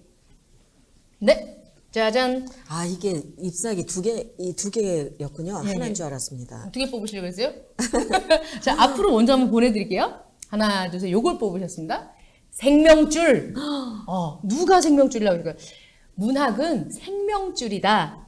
문학이 없었으면 벌써 내 삶은 종료되었을 것이다. 아, 나의 생명줄이다라는 얘기를 해주셨네요. 선생님도 이 말씀에 공감하세요? 어떤 분이 어쨌든 본인의 인생 안에서 이런 네. 결론을 내리셨다는 거잖아요. 맞아요. 저한테도 당연히 그렇죠. 만약에 제가 글을 안 썼으면 네. 가끔 생각해요. 내가 만약에 글 쓰는 사람이 아니었으면 네. 이 하늘 아래서 어디에서 살고 있을까? 뭘 하면서. 맞아. 그런 거 생각하면 아찔해요. 사실은 한 끗 차이였다는 생각이 들어요. 어. 저는 청소년기에도 그렇게 바람직한 애는 아니었거든요. 그래서 바람직한 굉장히 애가 아니었어. 한 끗만 달랐어도 네. 다른 인생을 살고 있었겠구나. 예. 그런 생각이 드니까 무시무시해요. 굉장히 아찔한 생각도 들고 다른 삶을 상상을 해볼 수가 없거든요. 근데 네. 저는 정말 책 읽었던 시간이 저를 구제했다라고 믿고 있습니다. 그리고 쓰는 거에 취미를 가져서 얼마나 다행이었는지. 네. 근데 그 옛날에 그거는 아무도 인정 안 해줬어요. 그림 그리는 사람, 글 쓰는 사람 다 배고프다고 어른들이 얘기했죠. 맞아. 근데 저는 이걸로 돈을 벌겠다는 생각 자체가 아예 없었으니까 그냥 제가 좋아서 하는 일이었는데 네. 좋아서 하는 일도 직업이 될 수 있고 예. 그리고 자신의 어떤 삶에 정말 중요한 생명줄과 같은 이런 게 될 수도 있다. 네. 저 정말 여기에 100% 동감합니다. 생명줄이라고 네. 이렇게 글 남겨주신 우리 팬님께 감사의 말씀 드립니다. 고맙습니다. 자, 또 하나 뽑아볼까요, 선생님? 이번에는 네. 죠. 아, 그래서. 제가 구석을 좋아하는군요. 자, 어떤 걸 뽑으셨냐면요. 희노애락을 느낄 수 있게 해주는 도구다 라고 하셨습니다. 문학을 읽다 보면 여러 가지 감정이 교차하기 때문에 문학이란 희노애락을 느낄 수 있게 해주는 도구입니다 라고 하셨습니다. 그렇죠. 네. 사실은 본인이 작업을 해서 네. 책 자체에 대한 얘기뿐만 아니라 이런 것을 생각할 때부터 쓰는 과정에서 처음부터 잘 되진 않거든요. 맞아요. 이거 하나를 만들어내는 게 아이를 하나 잉태해서 낳는 거하고 너무나 똑같아요. 세상에. 네, 그 소재가 뭐 크게 될지 안 될지 모르는 상황에서 다만 거기에 꽂혀서 그거 하나를 붙잡고 얼마나 오랜 시간을 그걸 완성해내기 위해서 애를 쓰는데요. 맞아요. 여러분은 뭐 그림이 들어간 상태 아니면 표지라도 나와 있는 상태에서 책을 만나죠. 네. 하지만 작가는 문자만 가지고 해요. 맞아요. 머릿속에 본인의 어떤 믿음이 없으면 연상되는 장면이 없거든요. 그런 것들이 확실해질 때까지 사전 그 노력을 얼마나 많이 하겠어요. 네. 그러다 보니까 이거는 어려운 게 기본으로 있고 근데 또 쓰는 것 자체에 희열이 있습니다. 쓰는 사람들은 그걸 알아요. 문장을 너무나 마음에 들게 써놓고 나면 그게 디자인처럼 느껴져가지고 저는 그래요. 이 리듬도 그 안에서 느낄 수 있거든요. 그렇군요. 그래서 자기 마음에 드는 문장을 찾아냈을 때는 밥 안 먹어도 배부르고 너무나 뿌듯하고 세수 안 하고 나가도 창피한 줄 모르고 네? 그런 순간이 있습니다. 근데 그게 책이 돼서 나왔는데 내 생각엔 명작인데 사람들이 팔리지도 않고 몰라줘. 막 이러고 있을 때는 창고에 가서 그게 쌓이고 막 이러는 거 상상을 해보세요. 속상하죠. 속상한 정도가 아니에요. 그건 좌절감이 보통 심한 게 아니에요. 네. 근데 자존감이 낮아질 대로 낮아지는 우리 아들이 한번 모 출판사에 책 창고에서 일을 한 적이 있거든요. 예. 근데 그날 저녁에 먼지를 뒤집어 쓴 채로 와서 한다는 얘기가 엄마 책들의 무덤에서 돌아왔어. 이런 얘기를 하더라고요. 그래서 나가지 않고 있는 책들이 쌓여 있는 책들의 네. 무덤에서. 책들의 무덤이라는 얘기를 하는데 아 맞아. 우리 어렸을 때는 저는 저만 해도 책이라는 게 있으면 뭐가 됐든 그냥 읽었거든요. 근데 지금 책이 더 이상 그렇게 귀한 것도 아니고 뭐 책을 안 읽으면 어쩐다라고 막 잔소리처럼 막 하잖아요. 네. 근데 그러지 않았던 시대도 있었는데 이제는 뭐 더 이상 그렇게 책이 귀한 것처럼 그러지 않는 시대라서 너무 슬퍼요. 그리고 또 그럼에도 불구하고 한 사람의 인생이나 그 사람의 생각이나 사상, 그 사람이 투자해서 배웠었을 그럴 것들이 15,000원, 18,000원 그 적은 돈에 그 사람의 인생을 사볼 수 있다는 것에 대해서 약간 좀 너무 비싸다고 생각하시는 분들이 많아서 그게 또 아니요, 안타깝습니다. 우리나라 책값 진짜 쌉니다. 싼 건데. 맞아요, 네, 맞아요. 외국에 나가서 보면요. 네. 저는 외국에 나가면 제 책 찾아보거든요. 아, 서점 예. 가서. 그러면 우리나라 거로 환산을 해보면 네. 정말 비싸요. 너무 비싸요. 맞아요. 17,000원, 18,000원 이렇게 붙어 있는 경우도 있고 그래서 네. 아 우리나라 책값이 정말 싸구나. 맞아요, 맞아요. 싸게 참 좋은 걸 누릴 수도 있는데 여기에 대한 그 돈 투자, 그러니까 이렇게 사보는 거 그런 것 자체를 잘 안 하죠. 도서관 시설이 워낙 좋기도 하거든요. 맞아요. 또 읽는 형태도 바뀌었어요. 이북도 있고 이러다 보니까. 근데 우리나라 책값은 절대 비싸지 않습니다. 맞습니다. 그리고 비싸지 않은 책으로 여러분은 삶의 희노애락을 느낄 수 있는 이런 문학적 도구를 책으로 활용하셨으면 좋겠습니다. 자, 또 하나를 또 뽑아 볼까요? 또 예쁜 또. 정미쌤도 제가 좀 볼까요? 저는 뽑아볼까요? 여기 이제 원두를 꺼내 갖고 씹어 먹고 싶. 자, 요거를 짜라잔 두레박. 두레박? 문학이 두레박이다. 뭘 것 같으세요, 선생님? 저는 뭐 내용하고 상관없이 예. 문학의 두레박이라는 거에는 네. 정말 충분히 공감하고 동의하고 문학 선녀가 3명 나오면 두레박 타고 올라가지 않아요? 내용은 제가 잘 모르겠지만 네. 두레박만큼 잘 표현한 말이 또 있을까요? 아, 그래요? 네. 그럼 이분은 뭐라고 쓰셨냐면요. 문학은 삶이라는 우물을 길어 올리는 두레박이다. 오. 이분 혹시 시인 아닐까요? 시인 아닐까요? 네, 시인 아시죠? 누가 썼습니까? 뭔 소리? 두레박. 네. 선생님 공감하세요? 저는 제가 그 바람이 사는 꺽다리 집을 냈을 때 네. 이렇게 기자간담회 같은 걸 하는데 거기에서 딱 한마디 표현한 게 이 말이었어요. 그러니까 저는 두레박을 내 안에 들이우는 것 같은. 그러니까 어차피 작가는 자기 경험을 얼만큼이든 씁니다. 네. 활용을 해요. 뭐 조연한테 쓸 수도 있고 주연한테 쓸 수도 있고 네. 인생의 어떤 특별한 시기의 것을 소재 삼아서 글을 쓸 수도 있죠. 근데 저는 정말 많은 내용을 그 작품이 거의 뭐 90% 정도가 제 이야기다 보니까 저한테 두레박을 내리는 것 같은 기분이었어요. 그리고 그 두레박이라는 게 끊어내고 싶어도 안 끊어지는. 맞아요. 그 두레박줄은 끊어내면 그냥 우물에 빠지는 거잖아요. 네. 그런데 그러고 싶었던 순간이 있거든요. 내 삶 자체가 너무 이렇게 그렇게 힘든 것들이 아름답지 많고. 않다고 생각되고. 예, 그래서 이런 것들이 더는 꺼내기가 싫었는데 네. 의도하지 않아도 줄줄이 오르는 것 같은. 네. 그래서 이거야말로 정말 두레박을 들이운 순간이었구나 이렇게 생각한 적이 있었습니다. 그 두레박으로 푸고 나니까 어떠시던가요? 한편으로는 너무 날 것을 다 보여주는 것 같은 네. 그런 면도 좀 있었는데 제가 감추고 싶었던 걸 마주하는 그런 계기가 되기도 하더라고요. 네. 뭐 작가들의 삶이라는 건 어차피 언젠가 나와도 나오죠. 그래서 저는 믿지 않는 분들도 있어요. 맞아요. 네. 진짜 이런 시간을 지냈다고 이러는데 그 책에서만큼은 정말 있는 걸 한번 다 꺼내보자 이런 생각이 들었던 창작의 시간이 있었습니다. 그럴 수도 있죠. 네가 그거 너의 그 슬픈 거 꺼내서 잘 됐으니 지금은 기뻐하지. 이거 또 책의 무덤에 들어가 있으면 또 얼마나 슬퍼하겠어. 이런 얘기. 그런 시간이 필요하긴 하죠. 성장이 되는 거죠. 그렇죠. 자기의 어떤 좋지 않았던 것과 마주할 수 있는 용기는 네. 다른 일을 하는 사람들도 그런 순간이 필요할 거예요. 작가는 그걸 꺼내서 이제 글로 쓸 때 비로소 한번 해보는 거죠.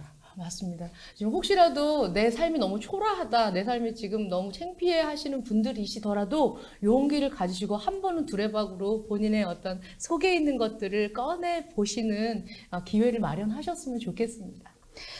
마지막으로 하나를 더 뽑아볼까요? 아, 마지막인가요? 두 개를 더 뽑아보겠습니다. 센터 센터, 중요하죠. 예, 센터. 자, 아, 반려. 반려를 뽑으셨네요. 반려. 예. 널 내 인생의 반려자라고 생각. 뭔 소리예요? 예. 반려. 따로 의식하지 않아도 동행하는 편안한 벗이다. 문학은 반려다. 이런 말씀하셨어요. 따로 의식하지 않아도 동행하는 편안한 벗. 제가 비슷한 표현을 아까도 한 것 같은데 네. 저는 너무너무 어렸을 때부터 끄적거리는 취미가 있었기 때문에 네. 습관이 들기도 좀 했지만 이거는 숨 쉬는 것처럼 그냥 내가 당연하게 하는 거야 라고 어렸을 때부터 생각을 해왔고 제가 그냥 써놓고 태워버리는 것도 있었고 없애버리는 거죠. 흔적을 아예. 그러니까 좋아서 했는데 이게 누가 보는 건 창피해. 이렇게 생각해서 아예 없애버렸던 순간이 좀 있었고요. 네. 그리고 한때는 윤문 연재를 하거나 윤문을 작가 되기 전에 네. 한 적도 있었습니다. 그래서 윤문한 경우에는 책이 나왔는데도 제 이름이 하나도 어디에도 없는 그런 작업도 제가 한 적이 있었고요. 또 이제 어디에 연재를 이렇게 했는데 원고료를 주지 않는 뭐 이런 일도 겪고 그랬는데 그런 거를 그래도 넘어갈 수 있었던 게 이건 그냥 내가 좋아서 하는 거였어. 근데 그게 지나고 나니까 공부의 시간이었던 거가 확실하더라고요. 네. 그래서 그런 시간을 거쳐서 책이 그래도 팔리는 순간이 또 오니까 그런 게 없이 이렇게 왔으면 네. 이런 내성은 없었겠다. 그러기 때문에 다 필요한 일이었다. 네. 그래서 저는 공기처럼 당연한 거, 당연히 반려죠.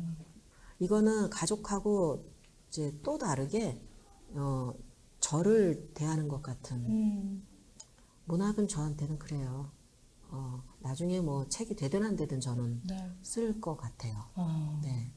문학 작품이 되든 안 되든. 그렇게 반려를 하시면서 이런 이제 불합리한 것도 겪어보시고 이게 잘못됐다는 것도 알아보시고 그럼에도 불구하고 문학인들이 그 자리에서 굳건하게 그 자리를 걸어주셨기 때문에 후발주자로 출발하는 사람들이 굉장히 편하고 그나마 그때보다는 쉽고 좀 수월하게 이 문학의 길을 갈 수 있지 않나 하는 생각이 듭니다. 감사합니다. 네. 근데 수월하진 않아요. 수월하지 않아요. 언제 시작해도 어려워요. 그리고 저는 총량은 있다고 봐요. 그래서 힘든 과정을 이제 미리 거치는 사람이 있고 네. 좀 나중에 거치는 사람이 있고 그렇긴 한데 쉬운 건 없더라고요. 네. 알겠습니다. 문학은 반려다. 자, 이제 마지막으로 잎사귀 하나 뽑아보실까요? 네. 짝꿍. 짝꿍. 오, 한 번만 읽어주세요, 선생님. 계단 뽑으셨습니다. 계단입니다. 계단입니다. 읽고 쓰고 또 사색하면서 나를 성장시키는 영혼의 층계. 어떻게 이렇게 표현들을 잘하시죠? 네. 문학은 읽고 계단이다라는 거죠. 읽고 네. 쓰고 사색하면서 나를 성장시키는 올라가게 만드는 계단이다. 무슨 말이 더 필요할까요? 맞아요. 네, 이게 다 답이고 너무나 잘 표현을 해주셔서 아까 얘기했잖아요. 쉽게 되는 거 하나도 없어요. 맞아요. 모든 과정이 다 필요합니다. 그리고 첫 작품에 스포트라이트를 대고 받는 그런 시작을 하는 분도 있습니다. 맞아요. 네. 완전 그런 분이라고 비기트작은 쉬운 건 아니에요. 네, 그분도 외로운 시간이 있고요. 그분도 어떻게 보면 처음에 굉장히 거하기 시작을 하면 그게 차츰 줄어들 때 오는 그런 슬픔, 내가 잊혀지는 거 아닌가? 이런 처음에 굉장히 크면 줄어드는 걸 본인이 더 빨리 알죠. 네. 그렇게 되면 그 슬픔은 혼자 또 감당을 해야 되거든요. 그래서 저는 차라리 내성이 좀 생긴 뒤에 네. 서서히 올라가는 하나씩, 게 좋다. 네, 그게 더 좀 이런 것도 있는 거지 이러면서 그게 차라리 조금씩 성장하는 게 더 네. 낫다고 봐요. 선생님 완전 빅히트 작품인 마당을 낳은 암탉은 얼마 만에 데뷔 5년 차. 데뷔 5년 전 엄청 빨리 된 거 아니에요? 그랬던 것 같아요. 근데 처음에 제가 작품 냈잖아요. 예, 맞아요. 4권이나. 아무도 언급해주지 않고, 그거에 대해서 이제 첫 책은 제가 인터뷰를 굉장히 큰데 실어줬어요. 동아일보에. 예. 그거 정말 감사하게 생각하는데, 책을 내도 뭐 팔리는 것도 문제지만, 누가 그렇게 평도 안 해주는 거. 이제 뭐 그것 때문에 누가 얘기를 걸어주지 않는 거. 이게 사실은 당연한 줄 알았어요. 모든 작가가 다 그렇게 사는 줄 알고. 네네. 그런데 첫 평이 실렸을 때 이제 모 기관에서, 그러니까는 그 어린이 책 활동가들이 하는 그런 단체에서 제 작품을 처음 평을 해줬는데 악평이 악평. 그렇게 악평일 수가 없는 자기적이고 이런 주인공은 너무나 뭐 뻔하고 뭐 이런 식으로 그거를 그때는 컴퓨터가 흔치 않아가지고 네. 누가 그거를 그 팩스로 보내줘서 기다란 거를 받았습니다. 그리고 버스를 타려고 기다리고 있는데 그 흐릿하게 나오는 부분도 있잖아요. 그거를 읽는데 정말 몸이 너무 아프더라고요. 그거를 악평을 읽는데 몸이 너무 아파서 버스가 오는데도 타지를 못하고 이랬었거든요. 굉장히 근데 상상이 돼요. 네, 그 아픔이 누가 어떻게 해줄 수 없는 거예요. 그렇다고 누구한테 나 이렇게 힘들어 이 얘기도 못해요. 그냥 순전히 내 몫이고 괜찮아져야 되는데 시간이 원래 걸리죠. 근데 그게 처음이었어요. 누가 그래도 관심 가져주는 게 네. 그게 처음이었어요. 그러니까 너무 슬프게 시작을 한 거죠. 아 참네. 네. 근데 나중에 알았어요. 그런 것도 관심이었구나. 그런 것도 관심이 없고. 네. 누군가에게 문학이란 것이 이런 것일 수도 있구나라는 거 황선미 작가님과 얘기를 나눠보면서 알게 됐습니다. 맞아요. 계단이에요. 하나하나 차근차근 나를 성장하게 만드는 계단입니다. 우리 성성득님께서 유튜브로 들어오셔가지고 작가님 한 작품 완성하기 위해 주로 퇴근을 몇 번 정도 하시냐고 물어보셨는데 아까 100번 정도 하신다고 말씀하셨어요. 그 제일 첫 작품이랑 지금 마당을 나온 암탉이 완전 대히트를 하고 나서의 지금 퇴고하는 횟수랑 뭐 좀 달라졌나요? 아니요, 똑같아요. 그때도 100번 하고 지금도 100번 하고. 마찬가지로 창피해지는 건 싫잖아요. 맞아요. 편집자가 막 빨간 줄 많이 그어가지고 이렇게 얘기하면 저는 많이 고치라고 하면요. 네. 제가 하는 답은 항상 똑같아요. 그러면 안 하면 됩니다. 그러면 안 하면 됩니다. 네. 맞아요. 그렇게 많이 고쳐야 되는 거면 안 하면 됩니다. 그래요. 야, 그렇게 수많은 시간을 거쳐 와서 많은 분들에게 꿈과 희망 그리고 어떤 도전 정신까지 심어주시는 글을 쓰고 계십니다. 황선미 작가님과 함께하고 있습니다. 자, 반려, 계단, 두레박, 생명줄 그리고 희노애락을 느낄 수 있게 해주는 도구라고 써주셨는데요. 방금 소개된 분들께는 저희가 또 황선미 작가님의 사인 도서를 선물로 보내드리도록 하겠습니다. 고맙습니다. 자, 그러면 저희가 또 준비한 것이 있어요. 이름하여 타인의 창작 취향입니다. 작가님께서는 마당을 나온 암탉 이 소재를 만화책에서 얻으셨다고 들었어요. 맞아요? 만화책에서 얻으신 거예요? 잎사귀랑 이런 애들 다 거기서 나온 거예요? 청둥오리 이런 애들? 청둥오리는 만화에서 나왔고, 네. 잎사귀라는 닭은 6시 내 고향에서 나왔습니다. 진짜 6시 내 고향에서요? 거기는 이제 그 농촌에 네네. 어떤 그 리포터가 막 찾아가잖아요. 맞아. 이상한 거 막 개가 네. 쫓아다니거나 그런 쫓아가지. 닭 키우는 집에 가서 나온 얘기를 제가 이렇게 싹. 그렇구나. 우리 잎사귀가 지금 마당을 나와서 이제 인천공항을 타고 전 세계로 나갑니다. 그래서 우리가 이 시간을 가져봤습니다. 타인이 창작할 때는 어떤 취향을 가지고 있을까라는 걸 준비를 했거든요. 사전에 페이스북을 통해서 진행한 설문조사를 했습니다. 다른 사람들은 어떻게 쓰는지 알아보고 우리 황선미 작가님 요거 어떻게 생각하세요? 어떻게 쓰세요? 이런 팁을 좀 알아보도록 하겠습니다. 어서 오세요. 글싸기 안녕하세요. 고맙습니다. 글싸기 한 말씀 하세요, 선생님. 너무나 귀엽네요. 너무 귀여워요. 오늘 사실 하루 종일 이태리 타올 입고 있었어요, 우리 글싸기. 고맙습니다. 자, 여기 보면 타인의 창작 취향이라고 저희가 보드를 제작을 했습니다. 이 안에는 많은 분들이 설문조사를 했어요. 여러분 글을 어떻게 쓰십니까? 타인의 취향을 보는 것처럼 저희 한번 같이 넘어보도록 하겠습니다. 자, 먼저 타인의 창작 취향. 첫 번째. 창작을 하는 방식은? 이라고 질문을 했습니다. 27%가 아날로그 방식이 좋다라고 말씀하셨고요. 73%가 컴퓨터나 스마트폰 디지털 방식이 좋다라고 하셨네요. 작가님은 어디에 속하세요? 저 첫 시작은 손으로 쓴 거였어요. 손으로. 네, 원고지에다가 쓰기도 하고 노트에 지워가면서 네. 쓰기도 하고 그런데 첫 책 원고를 이제 동아출판사 네. 하고 하게 됐는데 원고를 이만큼을 받으셨어요 편집자님이. 네. 이제 두툼하게 받으셨는데 저는 일은 그렇게 하는 줄 알았어요. 근데 전화가 왔습니다. 네.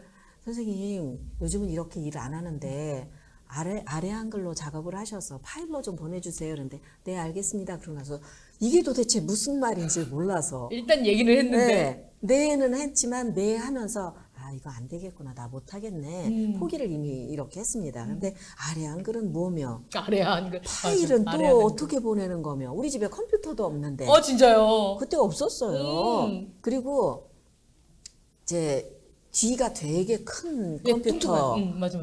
그거 처음 산 게 그거였거든요. 근데 우리 남편이 그 얘기를 듣더니 아래 한글이 뭐지? 둘이 이제 고민을 좀 했습니다. 아, 남편이 삼성을 다녔는데 거기는 훈민정음을 썼어요. 그래서 요즘은 훈민정음 잘 안 쓸걸요? 맞아. 네. 그래서 아래 한글이 뭔지 본인도 모르는 거예요. 아하. 회사에서 쓰는 게 훈민정음이니까. 네. 참 오래된 얘기네요. 그래서 하청업체에 물어봤더니 어떤 하청업체에 아래 한글이 있다고 그래서 빌렸습니다. 그거를. 네, 이거 좀 불법인데, 예, 그거를 모르니까 우리가. 네. 그래서 저는 이거를 할 줄을 모르잖아요. 예, 예. 컴퓨터를 쓸 줄을 모르잖아요. 그래서 남편이 퇴근을 해갖고 와서 제가 불러주면 이제 쳐줬어요. 쳐주는 이거를 작업을 해줬는데 와. 이 부르다 보면 틀리게 부를 때가 있어요. 맞아, 그래서 맞아. 아니 그게 아니고 틀렸는데 그러면 화를 펄컥 내면서 와. 네, 첫 작업을 그렇게 했어요. 이거 완전 저거다. 운전면허 할 때 남편이 네. 아내 운전 연습할 때 막 하는 것처럼. 그래서 남편이 그 컴퓨터를 사야 되겠다고 얘기를 하는데 예. 그때 컴퓨터 제 기억에 270만 원 정도 했거든요. 엄청 비쌌죠? 우리나라한테 너무 큰 너무 돈이었어요. 비싸죠. 맞아요. 그게. 그래서 사지 말라 그랬어요. 내가 이거를 언제까지 할지도 모르고 이렇게 비싼 거를 살 수가 없다. 그랬는데 그런 얘기를 하더라고요. 한번 투자를 해보자. 그래서 그 비싼 컴퓨터를 사고 전 지금도 10손가락을 다 못 써요. 아, 그렇군요. 예, 손가락 몇 개 가지고 해요. 오. 이걸 제대로 배워본 적이 없어요. 손가락 몇 개 가지고 남편 가지고 하는 거 아니에요? 지금도 부를 테니까 받아 적어 이렇게. 그러면 안 되죠. 프로인데. 그래서 그런 식으로 처음 시작을 해서 예. 시작은 손글씨였습니다. 손글씨. 원고지 이런 거였고 타자기는 써본 적이 없는데 네. 묘하게 타자기에 대한 어떤 그 숭앙하는 것 같은 그런 매력은 있습니다. 써본 적도 없으면서. 요즘 보면 키보드 자체가 타자기처럼 톡탁톡탁 이런 느낌 그런 나오게 것도 하는 있어요? 키보드가 있더라고요. 아, 예, 예. 찾아봐야 되겠네요. 아래와 한글처럼 또 찾아보세요. 그러면 지금 예전에는 아날로그 방식이었는데 지금 우리 황선미 작가님도 디지털 방식으로 네. 하고 있다라는 얘기였습니다. 자, 두 번째로 얘기를 좀 질문 들어가겠습니다. 창작할 때 먼저 결정한 것은 무엇입니까? 라는 질문이었습니다. 89%가 시작이 반이라고 했어. 시작 먼저 정하고 쓴다. 라고 시작을 먼저 정하고 쓴다 하셨고요. 뭐로 가도 서울로만 가면 되지. 결말을 먼저 정하고 나는 써요. 11%네요. 저는 결말 정하고 써요. 그래요? 네. 이쪽으로 들어가신 거군요. 네. 오. 어느 정도는요 작가들 머릿속에 있습니다. 서사 라인이라는 게 예, 예. 있는데 저는 끝은 정하고 여기로 가기 위한 진행을 해보자. 그리고 나서 사실 끝은 정했는데 시작을 못해서 네. 굉장히 속이 탈 때 있거든요. 맞아요, 빨리 해야 맞아요. 되는데 예. 시작해야 되는데 못해. 네. 그럴 때 되게 속타하지만 이거 일단 시작해놓으면 여정을 시작한 거예요. 일단 시작을 하면. 네. 근데 끝은 어디로 가야 되는지 아니까 다른 것 좀 줄이면서 이제 시간 낭비 안 하고 네. 좀 이렇게 여러 가지 신경 쓰면 또 안 되니까 예. 좀 쳐내면서 단조롭게 만들어 놓고 집중을 합니다. 그렇게 가는 끝을 스타일. 먼저 정하고 쓰는데 퇴고를 또 100번을 하셔가지고. 네. 거기로 가기 위한 여정이기 때문에 잘못 갈 수도 있잖아요. 예, 맞아요. 네. 그러다 보면 그거 다 정리해야죠. 맞습니다. 우리 황선미 작가님은 11%에 들어가신다는 말씀 해주셨고요. 자, 다음 타인의 창작 취향 알아보겠습니다. 창작할 때 비중을 두는 부분은 어디십니까? 라는 질문을 했습니다. 일단 54%이 거의 비슷비슷한 비율이라고 볼 수 있겠네요. 인물 위주로 씁니다. 라고 대답하신 분 계셨고요. 46%는 사건 안에 사람이 있죠. 사건을 위주로 씁니다. 라고 얘기를 하셨습니다. 이게 사실 불가분의 관계예요. 딱 나누어서 생각할 수가 없는 건데 네. 사건이 결국은 아이디어 어떤 소재에서 출발을 하는 거잖아요. 예. 그게 눈에 띄어야 일단 생각이라는 걸 하죠. 음. 그러면 그 생각 자체를 누구를 동원해서 움직여서 진행할 것이냐. 이게 이제 인물이 들어오는 거죠. 그렇죠. 설정이 되는 거죠. 그런데 인물은 되게 중요하게 있어요. 언제나. 제 경우는 그렇습니다. 그런데 이게 인물이 들어오는 게 사건이 들어오는 거예요. 사실은. 아, 그렇군요. 그래서 이제 이야기가 풍성해지죠. 그래서 이 두 가지는 비슷하면서도 다른 거예요. 그래서 이렇게 비슷한 퍼센트가 나온 게 아닐까 하는 생각이 듭니다. 그렇죠? 그러네요. 예. 네. 자, 타인의 창작 취향도 알아보도록 하겠습니다. 네 번째 이야기, 퇴고에 대한 내상. 퇴고 나왔어, 퇴고. 퇴고. 자, 한 번 쓰면 끝이다. 내 사전에 퇴고란 없다. 한 번만 하고 끝이다 한 분도 계셨고 2% 그래도 꽤 계시네요. 마감 1초 전까지 저는 퇴고합니다 라고 하셨던 퇴고 매니아 분이 또 굉장히 많은 비중을 차지하고 계십니다. 선생님은 물론 요즘 저는요, 작품 써놓고 계약해요. 그렇기 아, 때문에, 예, 마감 언제 퇴고, 뭐, 마감 전까지 이런 말 없고요. 예. 사실 드라마에서 뭐, 마감 언제입니다 막 전화하고 그런 일 사실 없어요. 그렇군요. 작가 많습니다. 어. 그렇기 때문에 못하면 바로 아웃이에요. 아, 그렇구나. 그럼요. 언제까지 그렇게. 그리고 제가 아는 뛰어난 작가들은요, 자기 시간 관리를 너무나 잘하기 때문에 맞아. 그런 거에 독촉 전화 받고 이런 일 제가 볼 땐 제 주변에는 없습니다. 그럼 지금 뭐 써놓으셨다는 거예요?